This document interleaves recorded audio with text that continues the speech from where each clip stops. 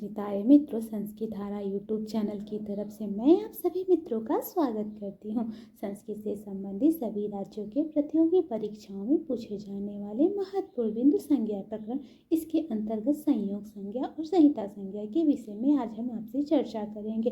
तो चलिए जानते हैं संयोग संज्ञा और संहिता संज्ञा किसे कहते हैं। सबसे पहले हम ये जानते हैं कि इन संज्ञाओं का नाम किसने रखा, मतलब संयोग संज्ञा, संहिता संज्ञा, सवर्ण संज्ञा, उदात्त संज्ञा, अनुदात्त संज्ञा, स्वरित संज्ञा, पद संज्ञा, इत संज्ञा आदि संज्ञाओं का नाम किसने रखा। तो पाणिनि जी ने अपने ग्रंथ अष्टाध्यायी में इन संज्ञाओं का नामकरण किया है। हम लोग बोलचाल की भाषा में जिन शब्दों का प्रयोग करते हैं, यानी जब हम साहित्य जगत में किसी शब्द का इस्तेमाल करते हैं तो उसी का व्याकरण में उसी अर्थ में नहीं करते हैं। जब हम कहते हैं कि वो व्यक्ति बहुत गुणी है, तो किसी व्यक्ति को गुणी कहने का मतलब होता है कि उस व्यक्ति में दया है, करुणा है, वीरता है, दयालुता है आदि ऐसे भाव हैं। इस बात से हम समझ सकते हैं कि साहित्य या बोलचाल की भाषा में पदों का अर्थ और व्याकरण शास्त्र की भाषा में पदों का अर्थ अलग होता है। तो चलिए व्याकरण शास्त्र में संयोग का क्या अर्थ है या संयोग संज्ञा किसे कहते हैं उसके विषय में चर्चा करते हैं। तो संयोग के विषय में कहा गया है हलो अंतरा संयोगा। इसका पदच्छेद है हला अनंतरा संयोगा और वित्ती है अजवीर व्यवहिता हला संयोग संज्ञा स्यो। हला हल मतलब ऐसे हल जो अनंतर हो, मतलब ऐसे हल मतलब व्यंजन जिनके में अंतर ना हो, जो अनंतर हो। जैसे कि हमारे यहाँ दो ही प्रकार के वर्ण हैं, पहला अच मतलब स्वर और दूसरा हल मतलब व्यंजन, और संयोग उनका होगा जो हल होंगे। तो हमें पता चलता है कि संयोग संज्ञा हमेशा व्यंजनों की होगी, हलों की होगी। अगर हल अर्थात व्यंजन वर्ण के बाद व्यंजन ही आ रहा हो और कोई अंतर नहीं है, कोई व्यवधान नहीं है, कोई बाधा नहीं है, तो हम ऐसा भी कह सकते हैं कि व्यंजन के बाद व्यंजन आए तो वहाँ पे संयोग संज्ञा होगा। मतलब कि हम सभी जानते हैं कि दो ही प्रकार के वर्ण हैं और स्वर और व्यंजन।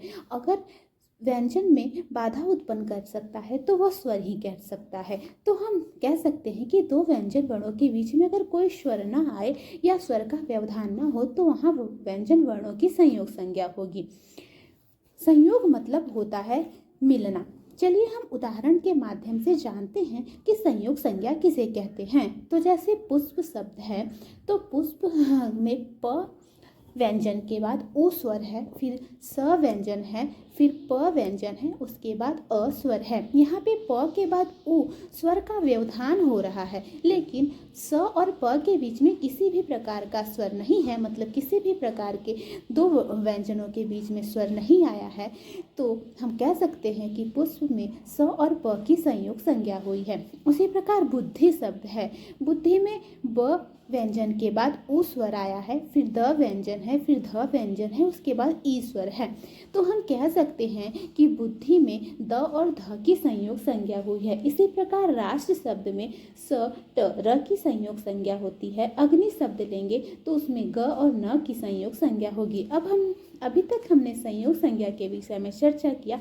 अब हम संहिता संज्ञा के विषय में जानते हैं कि संहिता संज्ञा किसे कहते हैं। यह हमारे व्याकरण शास्त्र में संहिता संज्ञा के विषय में क्या कहा गया है। तो संहिता संज्ञा के विषय में कहा गया है परः सन्निकर्ष संहिता। पर पदच्छेद होता है परः सन्निकर्ष संहिता और इसकी वित्ती होती है वर्णानाम मति संहिता सन्निधि संहिता संज्ञा स्यात्। मतलब परम मतलब अत्यधिक, सन्निकर्ष मतलब निकटता, सन्निधि या समीपता को हम संहिता कहते हैं। जब भी वर्णों की अत्यंत निकटता होगी, समीपता होगी, तो उनको हम संहिता कहेंगे।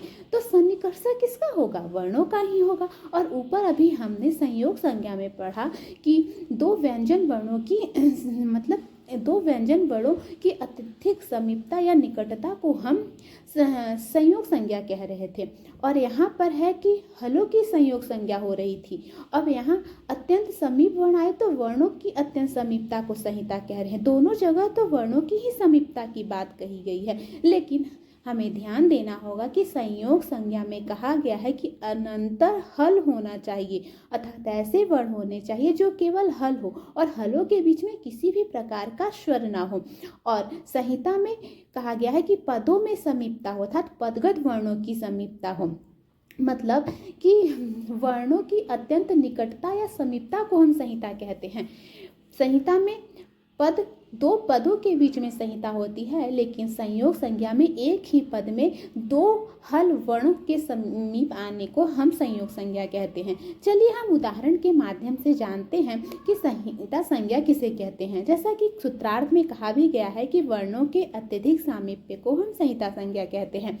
जैसे मधुवरी शब्द है, तो मधुवरी शब्द दो पदों से मिलकर बना है। जैसे मधु प्लस अरी, मधु में मधु के ऊ की, धू जो है उसकी ऊ की और अरी की अ की संहिता संज्ञा हुई है। उसी प्रकार रमेशा है, जब हम रमेशा का संधि विच्छेद करते हैं तो रमा धन ईसा होता है और रमा के आ की और ईसा के ई की यहाँ संहिता संज्ञा हुई है। संहिता संज्ञा के बाद ही संधि कार्य होता है, मतलब संहिता कारण है और संधि कार्य। हम ऐसा समझ सकते हैं कि बहुत बार ऐसा कहा जाता है कि संहिता ही संधि है, तो हमें छोटा अंतर समझना चाहिए कि संहिता केवल मिलना मात्र है। जैसे हम वागीश शब्द का संधि करते हैं तो वाक प्लस ईसा बराबर वागीसा होता है। जब हम वाक के क को ग करते हैं और उसके ग में ई मिलाकर वागीसा बनाते हैं तो यह संधि कार्य होता है। अतः संधि को कार्य और संहिता को कारण समझना चाहिए, मतलब जब तक संहिता नहीं होगी तब तक संधि नहीं होगा और संहिता संज्ञा जो होती है हमेशा संधि कार्य के पहले होती है। तो हमने आज ऊपर संयोग संज्ञा और संहिता संज्ञा के विषय में पढ़ा। अक्सर परीक्षाओं में संहिता संज्ञा के सूत्र या संयोग संहिता के संज्ञा के सूत्र पूछे जाते हैं कि संहिता संज्ञा किसे कहते हैं, संयोग संज्ञा किसे कहते हैं और किन वर्णों की संहिता संज्ञा हुई है और किन वर्णों की संयोग संज्ञा हुई है। संज्ञा प्रकरण के अंतर्गत और सारी भी संज्ञाएं हैं, इनके विषय में हम आपसे अगले भाग में चर्चा करेंगे। हम आशा करते हैं कि संयोग संज्ञा और संहिता संज्ञा के विषय में प्राप्त जानकारी आपको अच्छी लगी होगी। नमः संस्कृताय मित्रों, नमो नमः।